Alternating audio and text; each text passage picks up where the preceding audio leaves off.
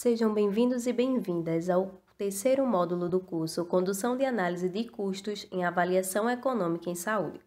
Esse curso é um oferecimento do Programa de Pós-Graduação em Educação Física PPGF da Universidade Federal de Pernambuco.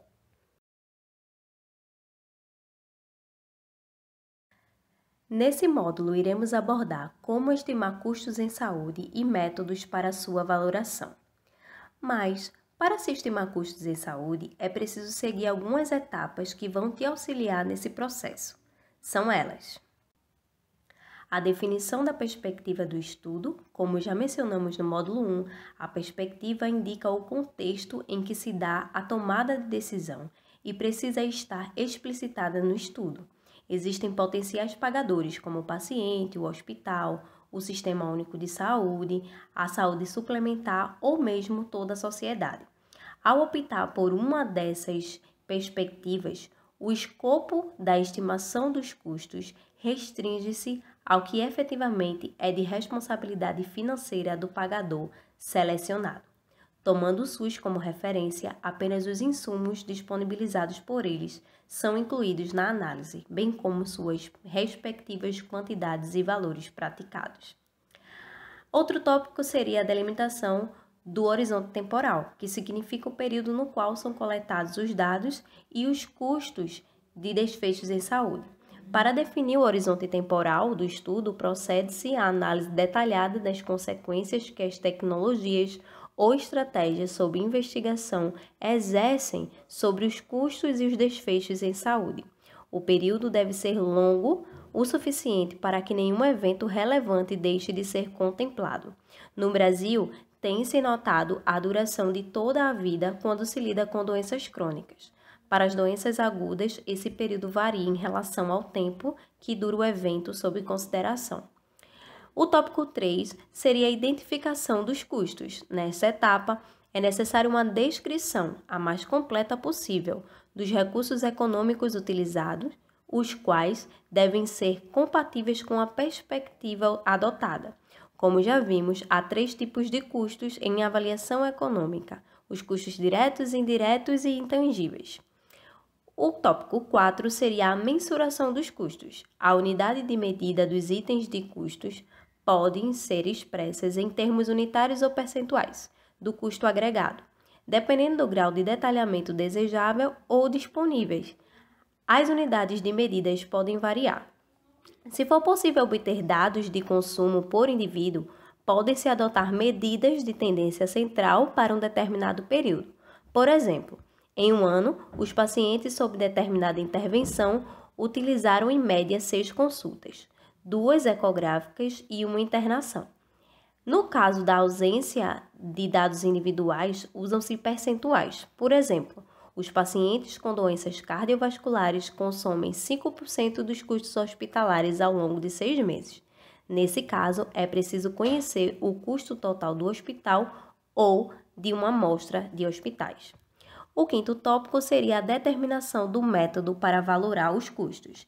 Existem métodos diferentes para valorar cada tipo de custos. Explicaremos mais detalhadamente no decorrer do curso cada um desses métodos.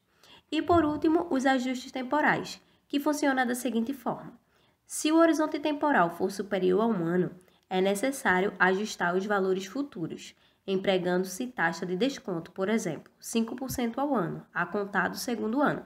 A taxa é aplicável aos custos e aos desfechos de saúde.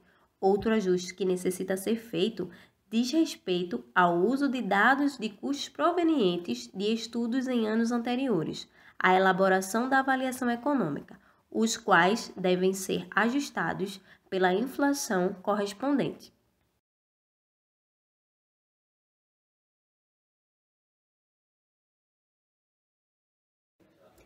Dando início ao método para a valoração de custos, para os custos diretos, há 2 métodos de valoração: a abordagem de microcusteio e de macrocusteio.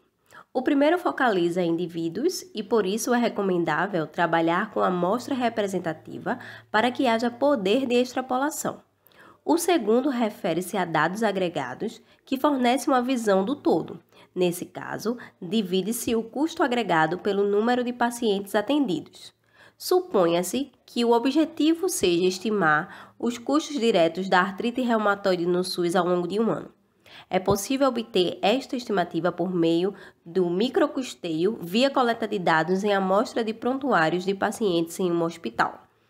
Outra alternativa seria usar a abordagem do macrocusteio, por meio de registros nacionais como os sistemas de informação hospitalar e ambulatorial do Ministério da Saúde.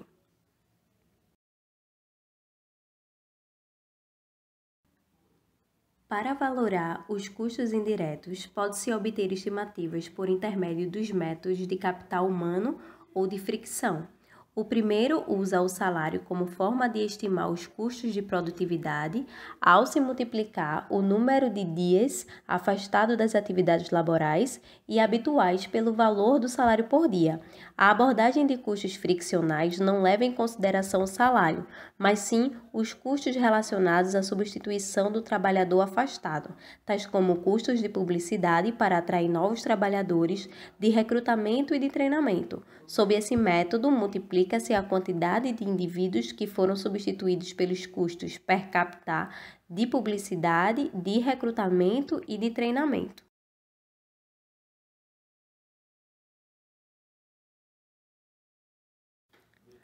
Para os custos intangíveis, a estimação é obtida por meio do método de disponibilidade a pagar.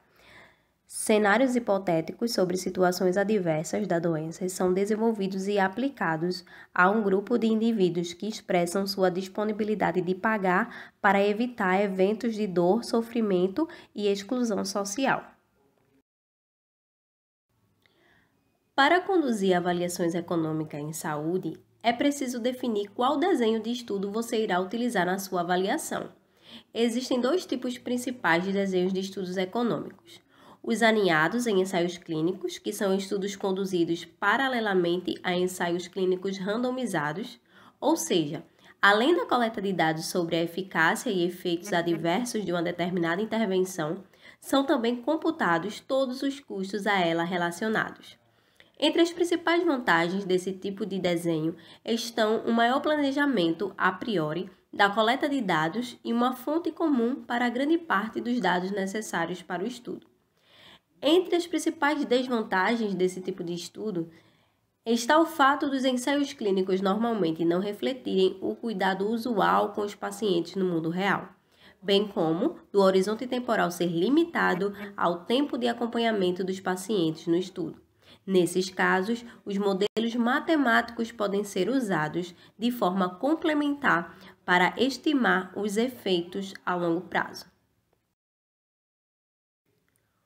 O outro tipo de desenho de estudo são os estruturados em modelos matemáticos. Esses utilizam dados da literatura e dos bancos de dados disponíveis e é o método mais comumente utilizado para a realização de estudos econômicos, por permitirem integrar dados de diferentes fontes e comparar diferentes cenários. Os modelos matemáticos devem representar os eventos relevantes da história natural de uma doença, bem como os efeitos das intervenções. Um dos modelos muito utilizados em desenhos estruturados em modelos matemáticos são as árvores de decisão, bastante utilizados pela simplicidade de construção. São importantes, pois mostram a evolução prevista para os pacientes, que não necessariamente precisa ser expostas em ordem cronológica, de acordo com a adoção dos diferentes tratamentos em avaliação. Esse próximo tópico trata-se de um elemento que não pode ser esquecido ao se conduzir avaliações econômicas em saúde, que é a análise de sensibilidade. Uma vez que os parâmetros utilizados em um modelo, como taxa de incidência da doença, taxa de resposta ao tratamento, custos relacionados à doença, variam no mundo real, se faz necessário avaliar qual o impacto destas variações plausíveis nos resultados encontrados. Nas análises de sensibilidade de estudos econômicos, os parâmetros são variados dentro de uma gama de valores e, então, é avaliada a magnitude da alteração na razão de custo-efetividade. Caso essa não sofra grande alteração, quando os parâmetros são variados, podemos dizer que o resultado do estudo é robusto, ou seja, insensível a variações dos parâmetros dentro de uma faixa plausível para estes. Essa faixa de variação plausível para os parâmetros pode ser obtida de estudos epidemiológicos que estimam as taxas relacionadas à história natural da doença e os respectivos intervalos de confiança no caso da utilização de dados secundários ou por meio da opinião de especialistas.